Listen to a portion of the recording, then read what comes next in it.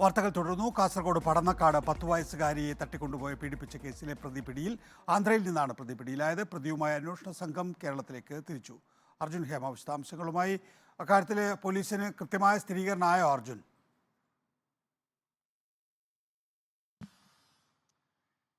അത്തരത്തിലുള്ള ഒരു വിവരമാണ് നികേഷ് നിലവിൽ ലഭ്യമാകുന്നത്. ഈ കഴിഞ്ഞ ദിവസമാണ് ഈ പ്രതിയെ പോലീസിന് പിടികൂടാൻ കഴിഞ്ഞത്. ഏറെ നാളായുള്ള പോലീസിന്റെ ഒരു അന്വേഷണത്തിനൊടുവിലാണ് പ്രതിയെ ആന്ധ്രാപ്രദേശിൽ ഒളിവിൽ കഴിയുകയായിരുന്ന പ്രതിയെ നിലവിൽ പിടികൂടാൻ കഴിഞ്ഞിരിക്കുന്നത്. നിലവിൽ നമുക്ക് ഏറ്റവും പുതിയ ഒരു വിവരം ലഭ്യമാകുന്നതിനനുസരിച്ച് ഈ പ്രതിയുമായി പോലീസ് ആന്ധ്രാപ്രദേശിൽ നിന്നും കേരളത്തിലേക്ക് തിരിച്ചിട്ടുണ്ട്. ഇന്ന് രാത്രിയോടുകൂടി തന്നെ കാഞ്ഞങ്ങാട് DYSP ഓഫീസിലേക്ക് എത്തിച്ചേരുമെന്നുള്ള ഒരു വിവരമാണ് നമുക്ക് നിലവിൽ ലഭ്യമാകുന്നത്. നിലവിൽ ആദ്യഘട്ടത്തിൽ തന്നെ ഈ പ്രതി ഈ മൊബൈൽ ഫോൺ ഉപയോഗിക്കാത്ത ഒരാളാണെന്നുള്ള വാർത്ത നമ്മൾ പുറത്തുവിട്ടിട്ടുണ്ടായിരുന്നു. അത് കേന്ദ്രീകരിച്ച് തന്നെ ഈ പ്രതിയെ ലൊക്കേറ്റ് ചെയ്യുക എന്നത് പോലീസിനെ സംബന്ധിച്ച് വളരെ പ്രയാസകരമായിരുന്നു. എന്നാൽ ഈ പ്രതി ഈ വീട്ടിലേക്ക് ആന്ധ്രാപ്രദേശിൽ നിന്ന് ബന്ധപ്പെടുകയാണ് ചെയ്തത്. മറ്റൊരു ആളുടെ ഫോണിൽ നിന്നാണ് പ്രതി ഈ വീട്ടിലേക്ക് വിളിച്ചിട്ടുണ്ടായിരുന്നത്.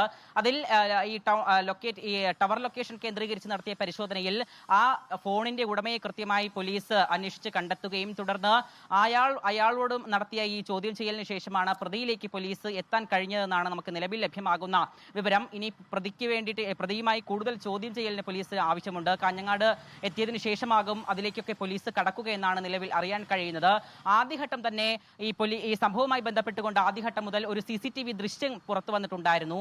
എന്നാൽ അതിൽ ഈ പ്രതിയെ സംബന്ധിക്കുന്ന പ്രതിയുടെ മുഖമൊന്നും തന്നെ ഉണ്ടായിരുന്നില്ല. എന്നാൽ ഈ പ്രതിയുടെ നടത്തം, അതിനുശേഷം അദ്ദേഹം ധരിച്ച വസ്ത്രം എന്നിവ കേന്ദ്രീകരിച്ച് നടത്തിയ ഒരു അന്വേഷണം ഉണ്ടായിരുന്നു. കാരണം ഈ പ്രതി നിരന്തരമായി അടിക്കടെ അദ്ദേഹത്തിന്റെ വേഷം എന്ന് പറയുന്നത് ഒരിക്കൽ ഇടുന്ന ഡ്രസ്സ് തന്നെ വീണ്ടും ഇടുന്ന ഒരു സ്വഭാവക്കാരനാണ് എന്നും അതുപോലെ തന്നെ ഈ നടത്തത്തിലുള്ള ഒരു പ്രത്യേകത കൊണ്ടും പോലീസ് ആ രീതിയിലുള്ള ഒരു അന്വേഷണം നടത്തിയിട്ടുണ്ടായിരുന്നു. അതിൽ ഈ പ്രദേശത്ത് തന്നെ ഈ സംഭവങ്ങൾക്ക് മുൻപ് ഈ പ്രതി ഒരു മോഷണം നടത്തിയപ്പോൾ ഇട്ടിരുന്ന ഡ്രസ്സായിരുന്നു ഈ പെൺകുട്ടിയെ ഇത്തരത്തിൽ ലൈംഗിക അതിക്രമം നടത്തിയപ്പോഴും ഇട്ടിരുന്നത്. അത്തരം സംശയങ്ങളിലൂടെ നടത്തിയ ഒരു പോലീസ് അന്വേഷണത്തിന്റെ ഭാഗമായിട്ടാണ് പ്രതിയെ പോലീസിന് പിടികൂടാൻ കഴിഞ്ഞിട്ടുണ്ടായിരുന്നത്. ഇദ്ദേഹത്തെ നമുക്ക് കുടക് സ്വദേശിയായ PA സലീമാണ് പ്രതി എന്നുള്ള വിവരം തന്നെ നമുക്ക് നേരത്തെ ലഭ്യമാവുകയും ഒരു ഫോട്ടോ പുറത്തു വരികയും ചെയ്തിട്ടുണ്ടായിരുന്നു.